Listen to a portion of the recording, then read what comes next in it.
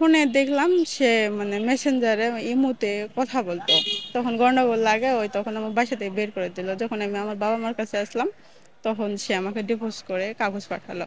এর জন্য আমি আদালতে আসলাম, আমি সুষ্ঠু বিচার চাই।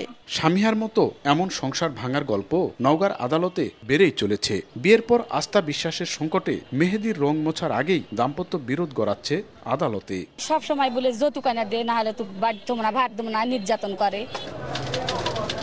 এসব মামলা বিশ্লেষণে সামাজিক যোগাযোগ মাধ্যমে হঠাৎ সম্পর্ক উন্নয়নে একে অপরের অবিশ্বাস, পরকীয়া, বাল্যবিবাহ ও অসম বিয়ের কারণে দাম্পত্য অশান্তি আদালতে গড়াচ্ছে বলে মনে করেন আইনজীবীরা। ইন্টারনেটটা খুব অ্যাভেলেবেল হয়ে যাওয়ার কারণে বা এক্সট্রা ম্যারিটাল অ্যাফেয়ার্সগুলো খুব বেশি হওয়ার কারণে আজকাল আসলে দেখা যায় যে খুব বেশি ডিভোর্স হচ্ছে। তো দুটো মানুষ একসঙ্গে থাকলে কিন্তু শব্দ হবে, ঝগড়া হবেই, তার মানে না যে বিচ্ছেদ হয়ে যাবে। আগে কিন্তু বিচ্ছেদটা এত ছিল না, এখন বিচ্ছেদ হচ্ছে। একমাত্র কারণ হচ্ছে সোশ্যাল মিডিয়া।